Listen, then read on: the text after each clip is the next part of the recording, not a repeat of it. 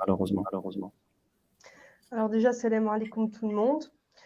Donc moi, je m'appelle Aïcha, j'ai 25 ans. Et donc, je suis née musulmane. Je viens d'une famille où tout le monde est musulman. Même si, voilà, pour moi, ça a été assez compliqué pendant ma jeunesse parce que j'avais aucun repère. J'avais pas mes parents qui étaient présents, donc j'étais un petit peu seule. Alors, Et excusez-moi, oui, je vais juste vous demander de bien parler dans le micro, excusez-moi, parce que je vous entends un peu loin, et après ça revient un peu plus fort. Juste voilà, pour les personnes comme ça, pour bien entendre, Inch'Allah, votre témoignage. d'accord. Comme ça va, vous m'entendez bien? Oui, Naam. D'accord. Donc oui, du coup, je disais, voilà, j'avais pas mes parents, donc j'ai traîné un petit peu avec des gens qui étaient pas forcément de bonnes personnes. En plus, voilà, j'étais dans un petit village où il y avait pas énormément de jeunes, donc on n'avait pas vraiment le choix, de avec qui rester, pour passer notre temps. Et ça m'a amené du coup à me marier assez jeune. Je me suis mariée donc quand j'avais 17 ans. Un tout petit peu avant mes 18 ans, j'ai fait le halal. Et c'est à ce moment-là que j'ai commencé vraiment à m'intéresser à l'islam, à lire, lire le Coran, commencer à prier, etc. Et puis voilà, c'est à peu près tout au niveau de la religion, puisque j'ai fait mon cheminement petit à petit. J'ai eu ma fille à 18 ans, ça m'a encore plus du coup ouvert au niveau de la religion parce que j'avais envie que ma fille elle grandisse vraiment dans un entourage qui était sain. Moi, j'avais pas eu cette chance d'avoir des personnes bienveillantes autour de moi et qui voulaient mon bien. Du coup, voilà, je voulais voilà, que ma fille grandisse la meilleure des familles plutôt. Et puis voilà, c'est à peu près tout au niveau de la religion. Masha'Allah. Juste, excusez-moi, il y a eu un commentaire qui a dit l'écho est très désagréable. Est-ce que vous avez des écouteurs ou autre? Non. D'accord. Bah, écoutez, il doit peut-être y avoir un petit écho, mais c'est pas un problème. Bah, je vais vous laisser continuer ça. D'accord. Donc du coup, je sais plus ce que je disais. C'était par rapport à votre fille, je crois. Voilà, donc après, c'est vrai que quand j'ai eu ma première fille, je voulais qu'elle grandisse vraiment dans une famille, dans un entourage qui est sain, parce que j'ai pas eu cette chance-là d'avoir des gens autour de moi qui étaient bienveillants et qui voulaient mon bien. Et voilà, du coup, je me suis intéressée le plus que je pouvais à l'islam, et c'est vraiment ça qui m'a permis, je pense, d'être la meilleure version, en tout cas, de moi-même. Et c'est à peu près tout donc au niveau de la religion. Et voilà, après, ce qui s'est passé, c'est que donc cette année, moi, j'ai commencé à porter le voile pour remettre les choses dans leur contexte. J'ai commencé à porter le voile il y a 2 ans. Et j'avais jamais eu aucun problème au niveau de l'islamophobie. J'ai toujours rencontré des gens qui étaient plutôt ouverts à ce niveau-là. Et du coup, j'ai jamais eu de problème. Et ce qui s'est passé, c'est que c'était donc en février de cette année. Il y avait le Covid. Il y a eu un cas dans la classe de ma fille et il fallait que je retourne du coup la chercher parce que à cette époque-là, premier cas, il fallait absolument que tous les élèves sortent de la classe.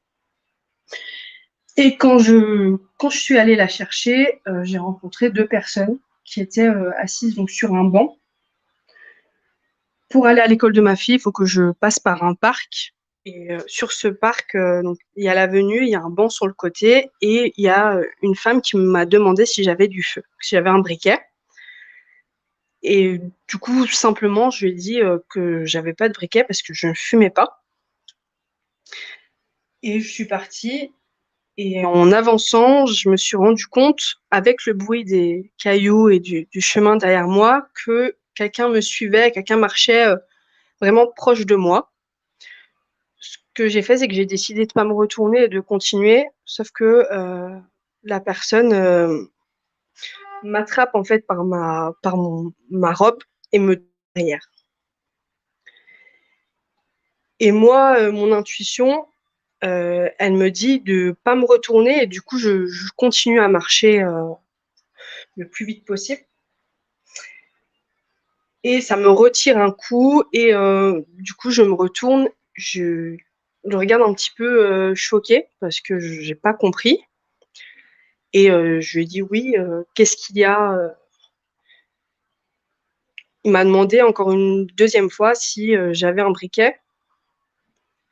Et en fait, quand il s'approche de moi et qu'il me demande pour la deuxième fois si j'ai un briquet, je me rends compte que la personne, elle sent l'alcool. Pourtant, c'est le matin, il doit être à peu près 9 heures, mais il sent fort l'alcool. Et du coup, je me dis que ça sert à rien de m'énerver ou d'essayer de partir. Parce que j'ai peur, je me dis peut-être qu'il va sortir un couteau, je sais pas vraiment, je connais pas la personne, je sais juste qu'elle n'est pas dans son état normal. Et du coup, je décide de rester là et d'essayer un petit peu de calmer les choses. Donc, je m'énerve pas. Et la personne, d'un coup, commence à m'insulter de tous les noms. Voilà, il me dit que je devrais partir de la France, que la France, c'est pas pour tout le monde. Il y a voilà, une déferlante d'insultes et il me redemande une deuxième fois, en fait, si j'ai un briquet. Enfin, une troisième fois, pardon, si j'ai un briquet. Et je lui dis calmement que je fume pas et que je pourrais pas lui passer de briquet. Et je lui dis, voilà, s'il vous plaît, laissez-moi partir. Euh, je peux rien vous passer, je peux rien vous offrir. Donc, ça sert à rien. J'essaie de le calmer en disant aussi que voilà, que c'est pas grave, qu'il faut pas s'énerver pour ça. Et en fait, au loin, je me rends compte que sa femme est assise sur le banc et qu'elle rigole, qu'elle regarde la scène et que voilà, elle trouve ça très drôle. Donc je lui dis tout simplement que voilà, qu'il faut que j'aille récupérer mes enfants et que j'ai pas le temps. Et la personne commence à me réinsulter encore une fois. Il insulte mes enfants aussi. Je dirais pas les mots parce que voilà, c'est trop compliqué, c'est voilà, c'est tellement impoli que je peux même pas les répéter. Et en fait, il m'attrape le voile sur le côté et il me tire mon voile sur le côté, donc mon voile s'arrache. Et moi, je suis choquée, je regarde et j'ai l'impression de pas être d'être une spectatrice en fait. J'ai pas l'impression que c'est vraiment que c'est quelque chose qui se passe dans la réalité parce que je suis tellement choquée que il n'y a rien, il n'y a aucun son qui sort de ma bouche, j'arrive même pas à crier ou quoi que ce soit. Et je vois toujours cette femme derrière qui rigole. Je trouve ça vraiment, vraiment pardon, drôle. Et elle se lève et elle vient. Donc elle aussi, voilà, elle aussi, elle a les yeux rouges, elle sent fort l'alcool. Et elle m'insulte de, voilà, de sale arabe. Elle me dit que je devrais retourner dans mon pays, que voilà que la France c'est pas pour moi, que je suis là seulement pour les aides sociales, plein de choses qui sortent un petit peu dans tous les sens. Même moi, je comprends pas vraiment ce qui se passe à ce moment-là parce que elle passe vraiment d'une insulte aux aides sociales, voilà, au fait que je suis pas française aussi. Et du coup, euh,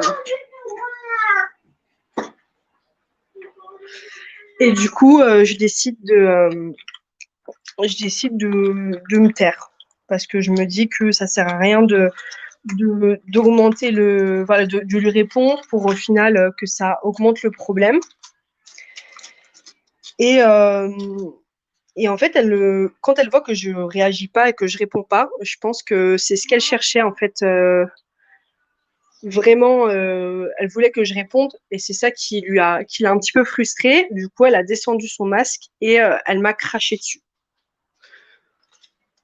Donc, quand elle me crache dessus, je décide de partir parce que je me dis que c'est trop et que j'ai pas envie de répondre parce que, bah, comme je vous ai dit, je sais pas vraiment c'est quoi leur intention. Peut-être qu'ils ont un couteau, qu'ils sont armés. Peut-être que, peut-être que non aussi, mais je sais pas comment réagir. Et, euh, et du coup, je pars, je vais donc à l'école de ma fille. Et la maîtresse de ma fille, quand elle me voit directement, elle comprend déjà ce qui s'est passé, puisque mon voile est arraché, j'ai du crachat sur moi. Donc, je la regarde et elle me dit, mais qu'est-ce que vous avez fait? Moi, j'avais un masque à ce moment-là. Du coup, il m'avait aussi arraché mon masque en m'arrachant le voile. Euh, j'ai plus de voile, j'ai plus de masque, j'ai du crachat partout sur mon visage, etc. Et du coup, elle me propose déjà, dans un premier temps, donc d'aller dans les toilettes pour me nettoyer. Donc j'y vais, j'essaie de remettre mon voile comme je peux.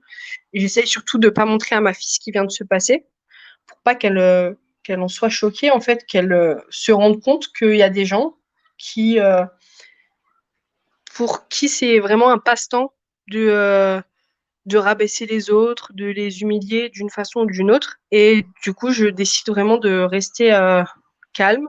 Je m'énerve pas. Je m'énerve pas. Je pleure pas non plus. Et la maîtresse me dit directement, écoutez, si vous voulez porter plainte, moi, je me mets en tant que témoin, y a aucun problème. Et elle me demande si je veux appeler la police. Et sur le coup, je lui dis que non, parce que j'ai envie vraiment qu'il y ait un minimum de personnes qui me voient dans cet état-là. J'ai pas envie voilà, j'ai pas envie de me montrer, on va dire, dans ce moment de faiblesse-là. Et du coup, je refuse, je prends ma fille et je rentre chez moi. Quand je rentre chez moi, j'appelle mon mari directement parce que voilà, ce qui vient de m'arriver, c'est quand même grave. Et du coup, mon mari quitte le travail et il vient directement à la maison, il me parle un petit peu, il essaye de me raisonner pour que justement j'aille porter plainte, parce que au début, je veux pas. Et lui, en même temps, il va chercher un petit peu dans le quartier pour savoir déjà retrouver les gens s'ils sont encore là et savoir d'où ils viennent parce que nous, on ne les connaît pas. On habite depuis 8 ans dans le quartier et on ne les a jamais vus. Et au final, mon mari arrive à savoir directement que ces personnes-là sont chez une personne qui est dans notre bâtiment. C'est quelqu'un qui est un petit peu instable, qui va faire la fête un petit peu partout en France et qui les a ramenés en fait. Et qui les a ramenés en fait sans les connaître. En tout cas, c'est ce que lui il raconte.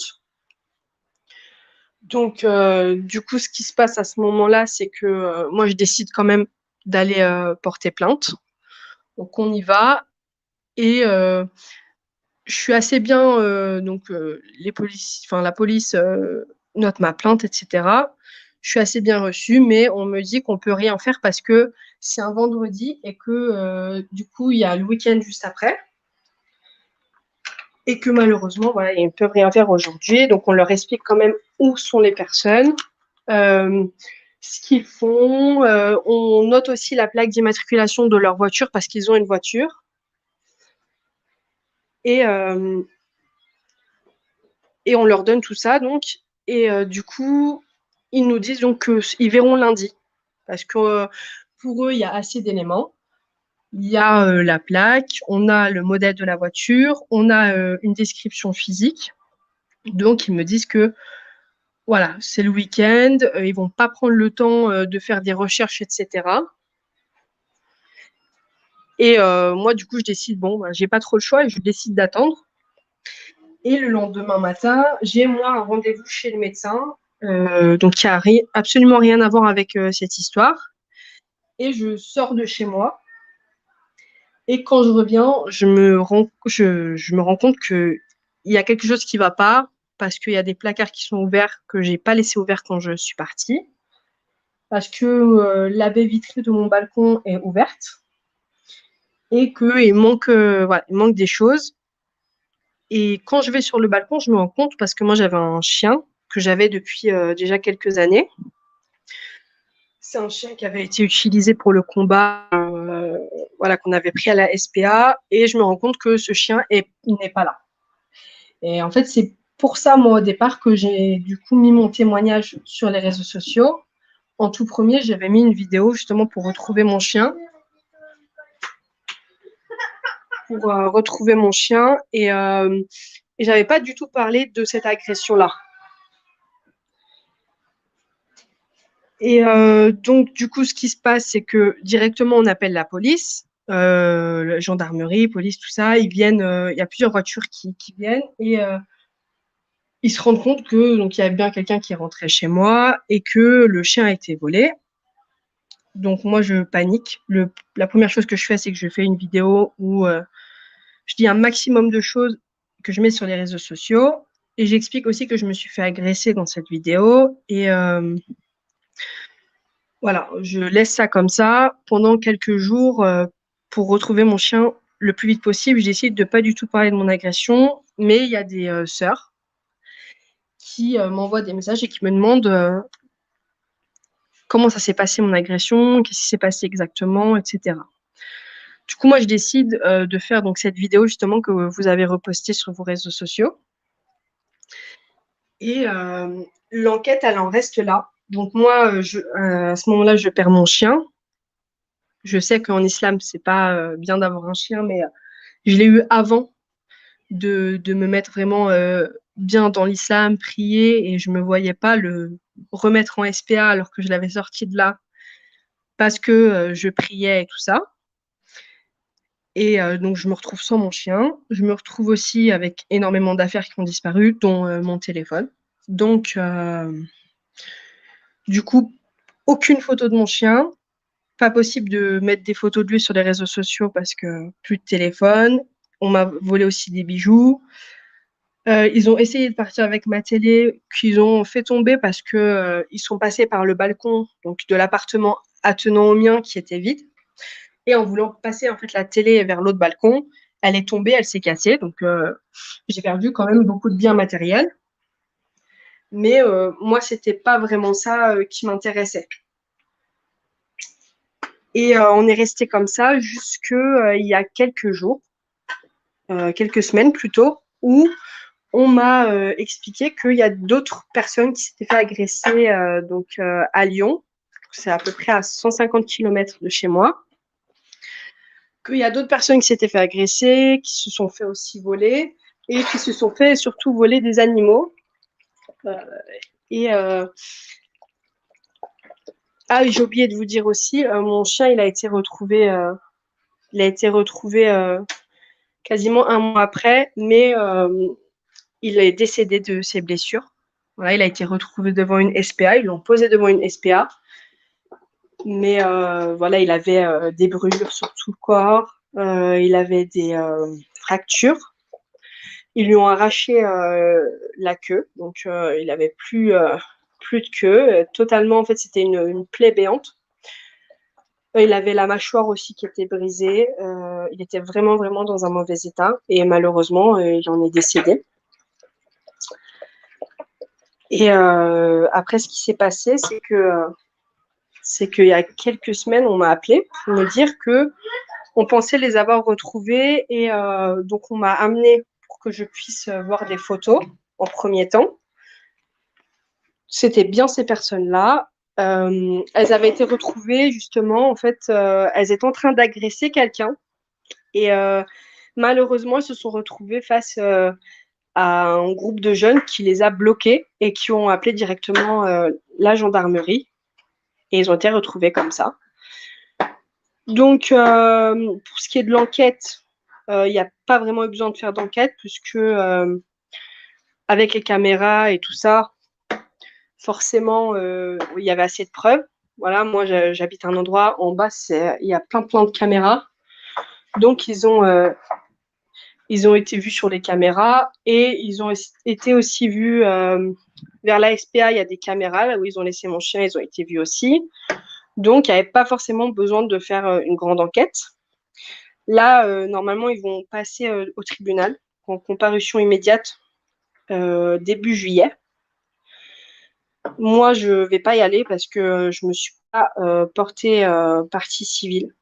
Je sais pas, j'avais pas la force. C'est encore trop frais en fait pour que je puisse me retrouver devant eux, même si je sais que c'est ce que je devrais faire. Mais j'ai pas encore la force de le faire parce que c'est dur de se retrouver devant des gens comme ça qui en fait qui m'ont tellement humilié. Je veux dire, c'est pas rien. Je pense que une des pires humiliations, c'est de se faire cracher dessus. En tout cas pour moi. Et c'est vrai que c'est trop compliqué. Pour moi, c'est encore beaucoup trop frais pour que je puisse me retrouver face à eux. Et j'ai décidé de ne pas me porter partie civile, pardon. Mais je sais qu'il y a d'autres personnes qui ont été agressées qui, eux, voilà, veulent se porter partie civile parce qu'ils veulent des dédommagements, etc.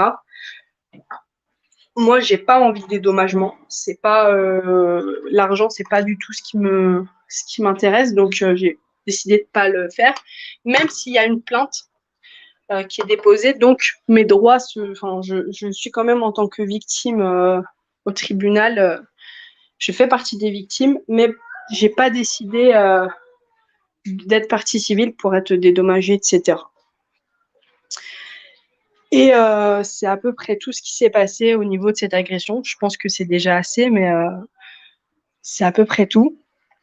Il faut savoir que après, j'arrivais plus à rester chez moi parce que vu qu'il y avait une enquête, donc mon bailleur n'a pas fait réparer la porte. Ça veut dire que j'avais la porte de mon balcon qui était ouverte, qui ne se fermait plus. Qui se fermait plus. Donc ça veut dire que le soir, dès qu'il y avait un tout petit bruit sur le balcon, il y avait quelque chose qui bougeait ou même juste du vent, je dormais pas. C'est pareil, je n'arrivais pas à aller chercher mes enfants ou à les amener à l'école seule. Donc j'y allais, au début, j'y allais pas du tout. Et puis ensuite, j'ai recommencé à y aller, mais j'avais vraiment très peur. Et là, ça fait quelques temps où vraiment je me suis remise un petit peu à voilà, faire beaucoup de prières, à quasiment pas dormir la nuit, prier voilà, une bonne partie de la nuit, etc. pour réussir un petit peu à me sortir de là. Et j'ai réussi à guérir, on va dire, grâce à ça. C'est pour ça que même si c'est négatif ce qui m'est arrivé, parce qu'une agression, c'est pas positif, ce que ça m'a apporté, moi, au niveau de l'islam, au niveau de la religion, même de mes connaissances, je sais que ça m'a apporté beaucoup de positif de ce côté-là. Donc, c'est ce que j'essaye toujours de voir, c'est vraiment le côté positif. Voilà, il faut savoir que, par exemple, au début, je n'arrivais pas à dormir des nuits, donc je passais mes nuits vraiment à prier, toute la nuit, quasiment. J'étais très fatiguée, mais d'un côté, ça me faisait vraiment du bien en fait, de pouvoir vider mon sac sans être jugée, etc. Je me mettais à prier et je pouvais rester des heures comme ça.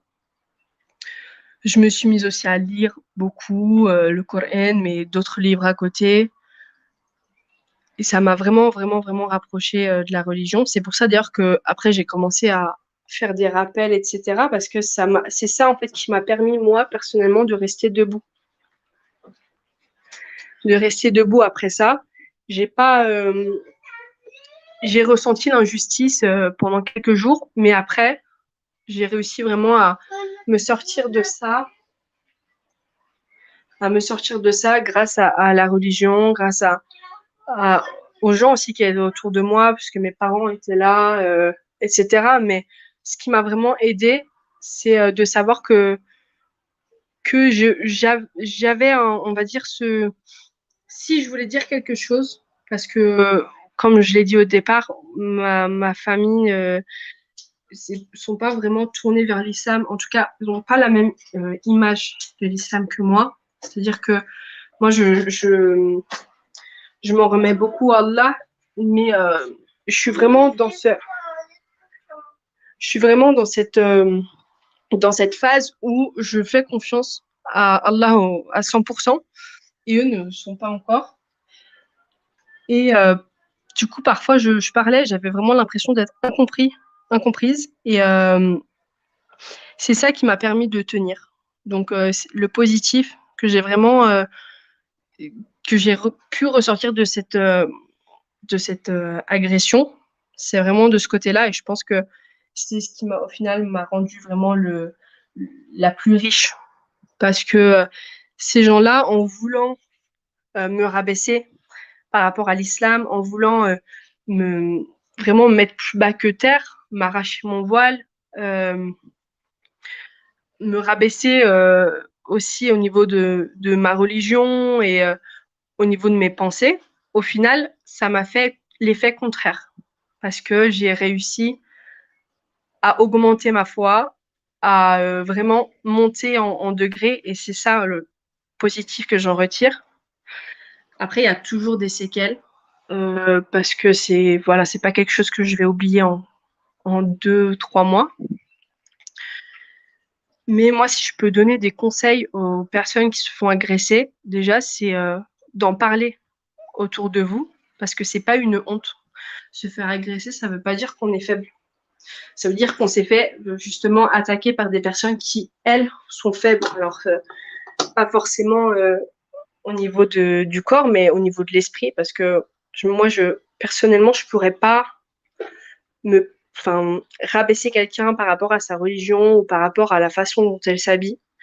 Je pense qu'il faut vraiment être triste et mal dans sa vie pour arriver à un tel besoin en fait de s'immiscer dans la vie des autres en les rabaissant, etc. ou en voulant tout simplement leur montrer qu'on est mieux qu'eux et que parce que les agressions, il y en a de plus en plus en France.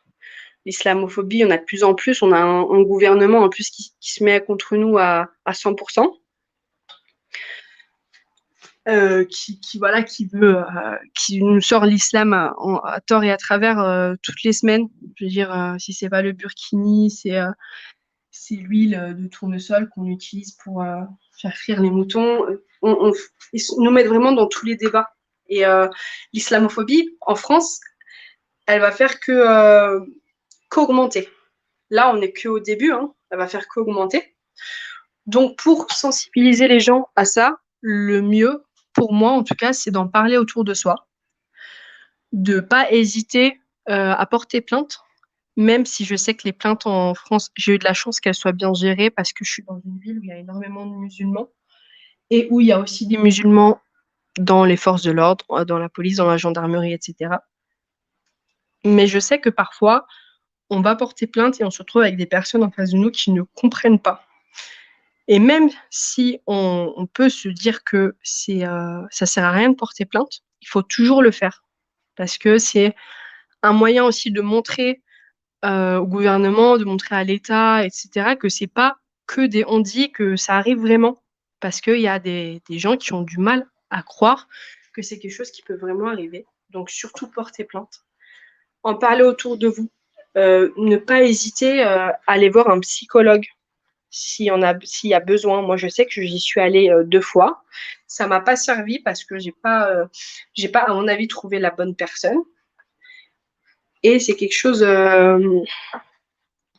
chose qui m'a pas aidée en soi, mais c'est important de le faire, ne serait-ce qu'une fois, pour voir justement si c'est quelque chose qui vous convient ou pas. Et dans ces moments-là, ne pas rester seul.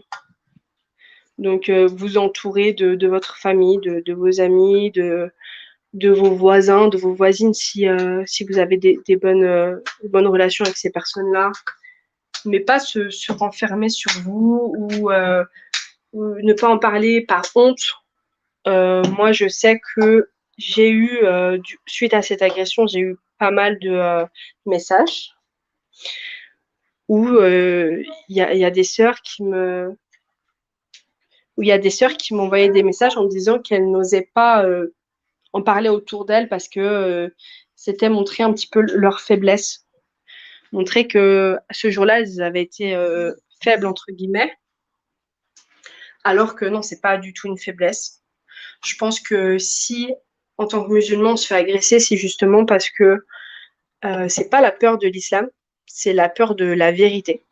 Parce que les gens, quels qu'ils soient, se rendent compte que l'islam, c'est il y a beaucoup de vérité, il y a beaucoup de choses qui ont été dites il y a 1400 ans qui se passent aujourd'hui. Et c'est pas, voilà, c'est pas juste un coup de hasard ou un coup de chance. Et c'est ça qui fait peur. C'est la vérité, c'est de se rendre compte qu'ils se sont peut-être trompés. Et c'est pour ça d'ailleurs qu'on en parle autant de l'islam et qu'il y a autant de conversions, alhamdoulilah, dans ce négatif où l'État essaye vraiment de faire passer les musulmans pour la cause de tous les problèmes en France. Ça fait que des personnes s'intéressent à la religion et deviennent musulmans. Il y en a énormément, les conversions, il y en a de plus en plus. Et voilà, alhamdoulilah, je pense que c'est vraiment le côté positif de ça. Mais voilà, surtout ne pas rester sans parler parce que c'est quelque chose qui va augmenter. Et si on ne fait pas, c'est pour ça que j'accepte de passer dans ce live et d'expliquer ce qui m'est arrivé. C'est pour que d'autres personnes soient sensibilisées et pas forcément que des musulmans, il y a aussi d'autres personnes qui sont bienveillantes. Hein. Il n'y a pas, je veux dire, les islamophobes, il y en a, mais c'est pas voilà, 100% de la population. Donc, c'est pour ça, moi, que je décide d'en parler et d'expliquer mon histoire et que j'ai même décidé de le mettre sur Instagram. C'est pour justement ressortir ce côté-là, ce côté où il faut savoir réagir, il faut se rendre compte qu'on est victime et en parler autour de nous pour que les gens, soient musulmans, non musulmans, soient un petit peu, on va dire, touchés par cette cause et que si ça vous arrive et qu'il y a des gens autour de vous, que les personnes soient un petit peu plus compréhensives et se mettent de votre côté. Et moi, c'est ça vraiment c'est pour ça que j'en ai parlé, c'est pour ça que pour moi, c'est important d'en parler parce que on peut vraiment se retrouver face à une personne qui va nous agresser dans un lieu public et personne ne va rien dire parce que ils vont se dire que c'est normal. Malheureusement, l'être humain il fonctionne comme ça et si on ne sensibilise pas à une cause, ben, il n'en aura rien à faire parce que pour lui, ça ne le touchera pas. Je veux dire, quelqu'un qui est non musulman, qui voit une agression islamophobe, bah, lui va se dire je ne suis pas musulman, donc je ne suis pas vraiment concerné. Alors qu'en fait, il est concerné autant que moi qui me fais agresser devant lui, ou autant que même la personne qui agresse, qui donne une mauvaise image de ces gens-là, etc. Et voilà, c'est pour ça, faut pas rester dans son coin, faut pas hésiter à en parler, même si c'est dur parfois, on peut se sentir un petit peu délaissé parce qu'on sait que les personnes autour de nous ne comprennent pas. Moi, ça a été mon problème aussi. De penser que les gens autour de moi ne se sentaient pas concernés. Et c'est pour ça qu'au début, j'en ai pas forcément parlé. Et puis après, quand je me suis rendu compte que ça pourrait aider beaucoup de personnes qui ont été agressées, qui n'ont peut-être jamais osé en parler, etc., j'ai préféré en parler. Malgré que je suis quelqu'un avec une grande fierté et que pour moi, c'était impossible de parler de mes faiblesses. Et pourtant, aujourd'hui, je suis dans un live où j'explique voilà, mes faiblesses et des choses qui me sont arrivées que je ne suis pas fière de m'être fait cracher dessus et de m'être fait arracher mon voile et en plus d'avoir pas réagi parce que ma tête voulait réagir, mais mon corps n'y arrivait pas. Mais pourtant, aujourd'hui, je suis là pour l'expliquer parce que je sais qu'il y a des gens que ça intéresse, qu'il y a des sœurs et des frères que ça intéresse de savoir ce qui se passe. parce que je sais que si on n'en parle pas, personne n'en parlera. C'est pas dans les médias qu'on va en parler. Hein. C'est pas ceux qui nous tapent dessus qui vont parler de nos agressions. Si on les écoute, je me suis fait agresser parce que j'avais pas de feu. Pas parce que les gens devant moi étaient mauvais ou quoi que ce soit. Non, on va toujours essayer de remettre ça sur moi. Et c'est ce qui arrive pour beaucoup de sœurs. Et le but d'en parler, c'est justement que les gens puissent se rendre compte que, bah, en fait, non, c'est pas nous les fautifs. C'est pas parce qu'on est musulman qu'on est des mauvaises personnes. C'est pas parce qu'on est musulman qu'on va, voilà, qu'on fait le mal autour de nous. Et je pense que c'est vraiment ça. C'est vraiment pour ça qu'il faut en parler et ne pas se laisser faire. Parce que l'islamophobie, ça vient vraiment du manque déjà d'intelligence, du manque d'ouverture d'esprit, mais surtout du manque de documentation. On n'a pas, je veux dire, on a des gens qui sont là, qui sortent des versets du Coran totalement sortis de leur contexte et qui font passer l'islam pour une religion qui est mauvaise, qui est violente, qui respecte pas les autres. Alors qu'en fait, l'islam, c'est une des meilleures religions, c'est la meilleure religion, c'est même pas une des meilleures religions, c'est la meilleure religion. C'est une religion où si tout le monde était musulman, il n'y aurait aucun problème sur cette terre. Voilà. Je sais que c'est un peu long, mais je voulais quand même parler de ça parce que moi, je sais que il y a, par exemple, 5 ans en arrière, j'aurais peut-être pas parlé de l'islam comme ça parce que justement, je me documentais pas, que je savais des choses parce qu'on me disait qu'il y a ça, il y a ça, il y a ça, mais j'aurais été incapable de parler aussi bien et aussi, on va dire aussi positivement d'une religion, pourtant qui est la mienne, parce que j'avais vraiment un manque de science, un manque d'apprentissage, et j'écoutais malheureusement tout ce qu'on disait dans les médias. J'étais pas vraiment dans cette optique de moi-même aller chercher les informations. Et, euh, et je pense que pour que les gens acceptent l'islam et se rendent compte que l'islam n'est pas une mauvaise religion, ben, il faut qu'il y ait des gens qui parlent de l'islam autour d'eux, qui montrent cette bonne image aussi de l'islam en étant des bonnes personnes et en suivant leur religion, parce qu'en fait, si on suit l'islam, on est forcément une bonne personne, et ne pas se retrouver avec des personnes qui t'attaquent comme ça, qui te crachent dessus, qui t'arrachent ton voile, qui t'insultent, qui insultent tes enfants, parce qu'ils ont aussi insulté mes enfants. Après, heureusement, ils n'étaient pas là, et d'ailleurs, je remercie Allah tous les jours que mes enfants n'étaient pas avec moi ce jour-là, parce que je pense que si mes enfants auraient été avec moi, je m'en serais pas remis. Je m'en serais pas remis parce que ben, mes enfants, c'est comme chaque maman, c'est toute ma vie. Et si j'aurais pas pu les protéger de ça, parce que moi-même, j'ai pas réussi à me protéger, si j'aurais pas pu les protéger de ça, je pense vraiment que je m'en serais voulu jusqu'à la fin de ma vie. Et voilà. Du coup, le message aussi que j'aimerais passer, c'est que essayez d'être les meilleures versions de vous-même, même s'il y a des gens qui vous cherchent, même s'il y a des gens qui vous parlent mal, qui vous manquent de respect. Essayez toujours de rester la personne positive, la personne qui donne le bon exemple, de leur montrer que notre religion, c'est pas d'être un sauvage qui va tuer les gens comme ça et qui va s'énerver pour rien et tout ce qui s'ensuit, tout ce qui est dit au niveau de notre religion. Là, après, je pense que c'est tout ce que j'ai à dire. Merci beaucoup, Et, merci beaucoup, Barakallahu Fikoum, pour voilà. votre témoignage. Non, mais ça a été très complet, très, très, très complet par rapport à votre témoignage. Il y a eu beaucoup de choses. Il y a eu beaucoup de choses. J'ai à peu près tout dit. Ouais. Voilà, après, ne restez pas seul. Les sœurs, si vous sortez, essayez de sortir toujours en groupe, pas seul, parce que voilà, on ne sait pas sur qui on peut tomber.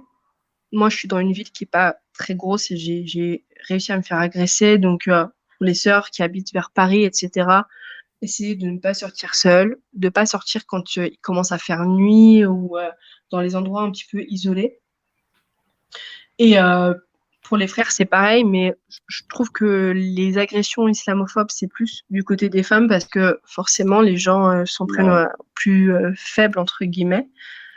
Donc, on a plus souvent des sœurs qui se font agresser que des frères. C'est malheureusement la loi des personnes qui font ça, hein. Parce qu'il ne faut pas être hyper courageux, je pense, pour agresser quelqu'un.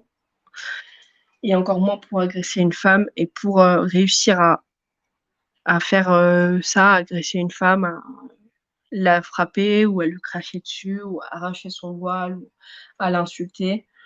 Faut pas être très courageux. Et je pense que c'est pour ça que c'est des gens qui sont pas courageux. C'est pour ça qu'ils s'en prennent la plupart du temps aux femmes. Donc voilà, surtout mes sœurs, faites attention quand vous sortez. Essayez de toujours dire, il faut toujours qu'il y ait une personne qui soit au courant de où vous êtes, avec qui vous êtes et ce que vous faites. Pas pour vous traquer ni quoi que ce soit, mais pour savoir s'il se passe quelque chose, où venir, parce que ça vient de tous les côtés, ça vient de l'âge, ça veut rien dire. Vous pouvez vous faire agresser par une personne de 60 ans, comme par un petit jeune de 20 ans. Ça n'a pas de visage. Voilà. Moi, je parlais une fois avec une sœur qui m'expliquait que s'était fait agresser par un musulman qui lui, euh, qui lui reprochait d'être voilée en France. Parce que voilà, quand tu viens en France, bah, tu ne dois pas te voiler, par exemple. Donc ça peut même venir de votre propre communauté. Et c'est pour ça, faites attention, dites toujours où vous êtes, où vous allez, ne restez pas seul, essayez toujours de sortir en groupe. Et surtout, voilà, si ça vous arrive, directement appelez. Là, moi, c'est ce que je regrette parce que l'histoire est allée très loin. Si j'aurais appelé directement sur le coup, la police serait venue, les aurait directement embarqués, mais j'ai pas voulu parce que j'ai été trop fière. Voilà, la fierté, c'est pas quelque chose de positif. J'ai été trop fière. Et du coup, c'est allé très loin. Ça aurait pu s'arrêter directement. Mais j'ai pas osé porter plainte. J'avais un petit peu honte. Et cette honte, aujourd'hui, je l'ai plus du tout.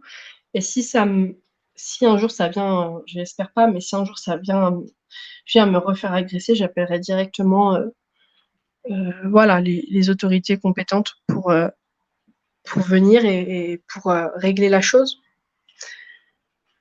Et pas hésiter à aller jusqu'au bout, donc porter plainte. Moi, ce que je faisais, c'est que la première semaine, j'y allais tous les jours parce que j'avais déjà entendu que les plaintes n'étaient pas forcément prises en compte, donc j'y allais tous les jours. Je les harcelais, hein. À la fin, ils ne m'ouvraient même plus parce que j'ai vraiment décidé qu'il fallait qu'il y ait quelque chose qui soit fait, que ces personnes-là soient retrouvées et qu'elles payent pour ce qu'elles ont fait. Donc ça a été vraiment ma phase où j'avais un petit peu la haine. La haine, c'est pas quelque chose de positif. Voilà, c'est un sentiment qu'on doit repousser au maximum, mais voilà, j'ai eu un petit peu la haine pendant un petit temps. Et après, j'ai fait confiance à Allah à 100%. Et je me suis dit, je vais arrêter d'y aller. Et s'ils doivent être retrouvés, ils seront retrouvés. Et s'ils ne payent pas maintenant, ils payeront plus tard. Voilà, je sais, voilà, on est ici, il y a pas vraiment de justice. On est dans un monde où il n'y a pas de justice. Mais je sais que s'ils ne payent pas maintenant, ils payeront plus tard. Et ils le payeront encore plus cher. Donc, j'ai laissé faire les choses. J'ai fait confiance à Allah et ils ont été retrouvés parce qu'ils ont continué. C'est des gens qui sont mauvais, ils ont continué. Et ils ont été retrouvés grâce à d'autres personnes qui les ont bloqués, etc. Mais surtout, ne lâchez pas l'affaire. Voilà, si vous pouvez. Moi j'ai un petit peu lâché l'affaire parce que j'avais mes enfants, je pouvais plus sortir quand je voulais, j'avais pas envie d'amener mes enfants à la gendarmerie plusieurs fois par semaine. J'avais pas envie de les mettre dans ce côté-là où justement je voulais pas tomber en étant parano et en stressant mes enfants avec cette histoire. Donc j'ai arrêté, j'ai placé ma confiance en Allah à 100 mais si, vous pouvez le faire, que vous avez la force et heu et la force et l'envie, faites-le. Essayez d'aller jusqu'au bout pour que ces personnes-là soient punies parce que moi bon, ils ont été retrouvés, mais je sais pas si, s'ils auraient pas été retrouvés, peut-être que dans 1 an, 2 ans, j'aurais eu un petit peu cette haine qui serait remontée. Après oui, c'est des épreuves de la vie. C'est, Allah qui décide et je pense que dans chaque mal, il y a un bien. C'est-à-dire que moi, ça m'a rapproché de l'islam, ça a augmenté ma foi, vraiment d'une façon, qui est vraiment, hallucinante et Alhamdulillah. c'est le bien de cette épreuve pour moi. Il y a des personnes qui auraient une baisse de foi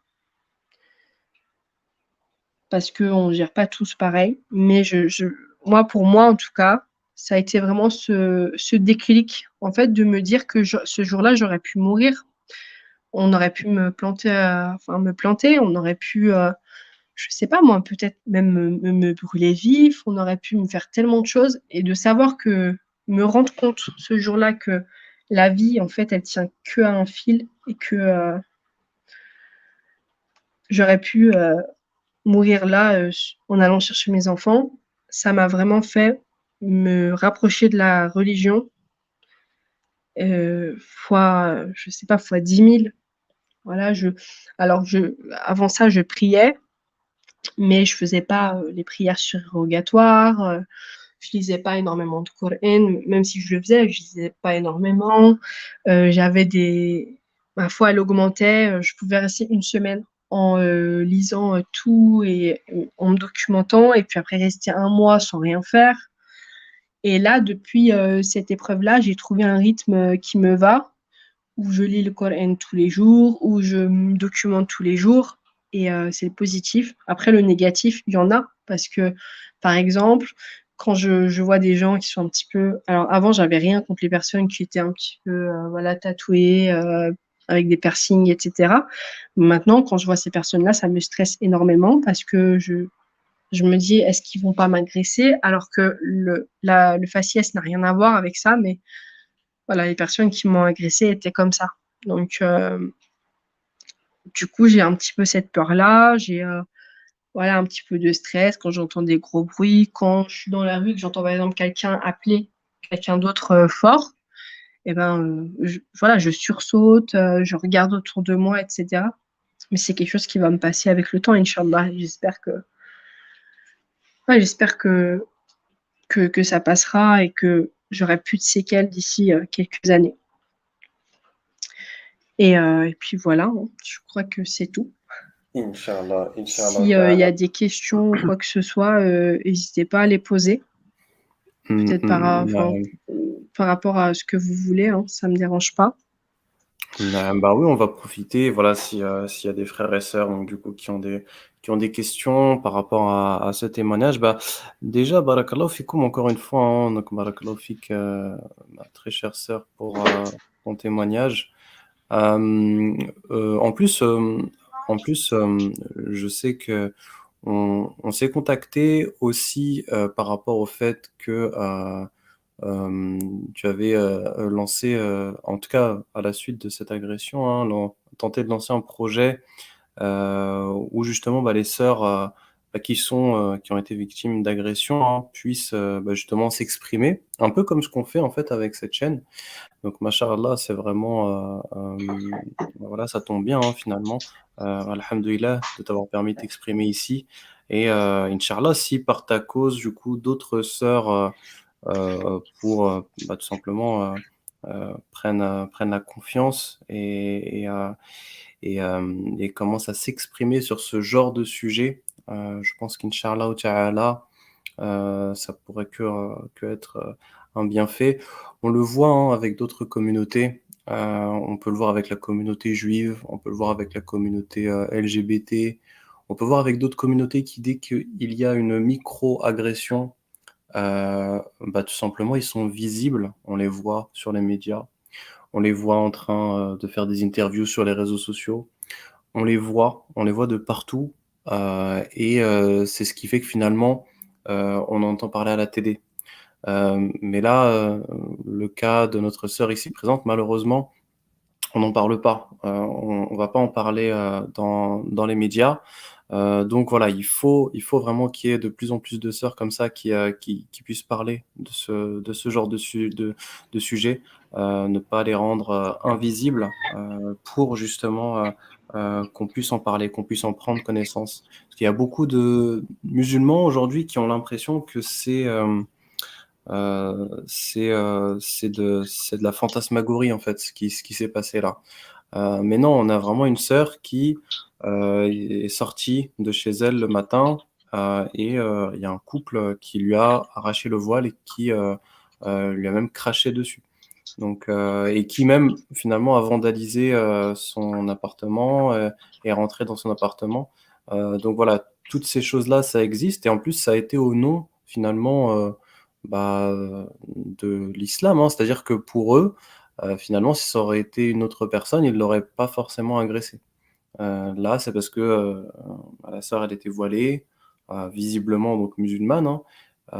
Donc c'est pour cette raison, précise qu'ils se sont dit: «Bah, on va l'attaquer, cette, heu, cette sœur». Donc barakallahu fik, encore une fois, hein, pour ce témoignage. Je vois qu'il y a eu beaucoup de commentaires en tout cas de soutien, par rapport à cette histoire. Donc Allahumma amin en tout cas déjà pour, toutes les duas, Allahumma amin. Et puis oui, par rapport aux conseils, moi en tout cas c'est vraiment pour cette raison nous qu'on a lancé cette chaîne. C'est vraiment pour faire permettre, aux frères et sœurs, et d'ailleurs surtout aux sœurs qui malheureusement sont plus souvent, victimes dans ce genre d'histoire, mais pour leur permettre, de s'exprimer.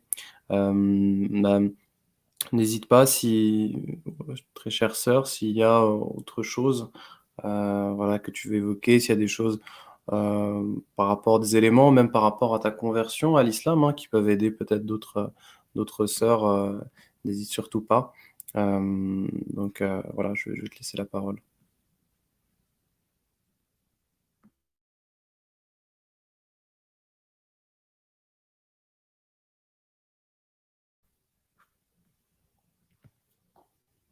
Ah, je vois en commentaire, il y a marqué donc c'est très grave ce genre de personnes vulnérables. Ouais, effectivement donc la sœur je crois que pour le moment elle n'est pas disponible. N'hésitez pas si vous avez des questions, le temps qu'elle revienne, sinon, on va clôturer le live inch'Allah Ta'ala.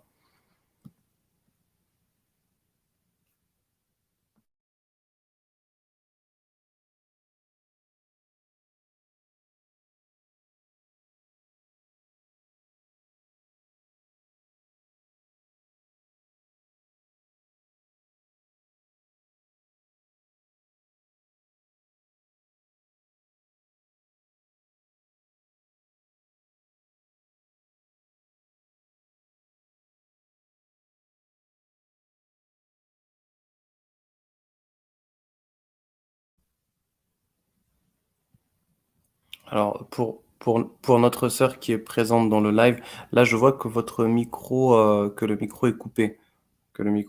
Donc si vous pouvez, cliquer sur le micro pour réactiver, le micro.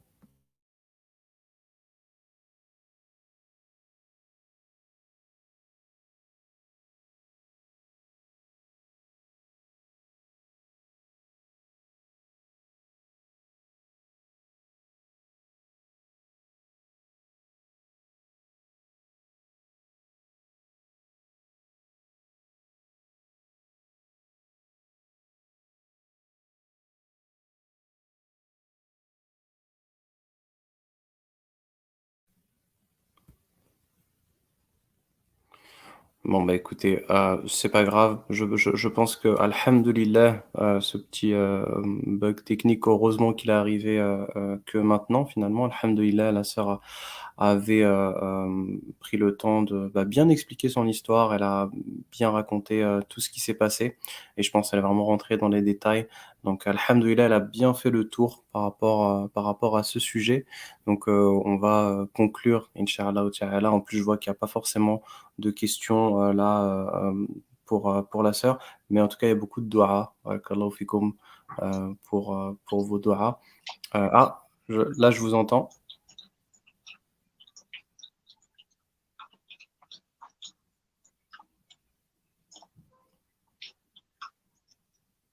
Alors, la sœur ici présente dans le live nous entend.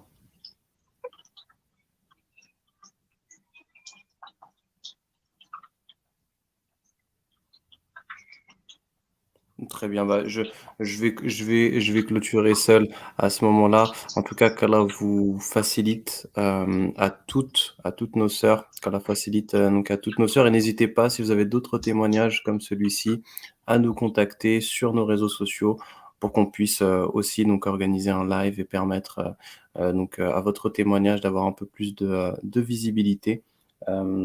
Écoutez, qu'est-ce qui me reste à part vous souhaiter une bonne soirée, qu'Allah vous facilite. À bientôt, Inch'Allah. Et barakallahu fikum à tous. Assalamu alaikum wa rahmatullah.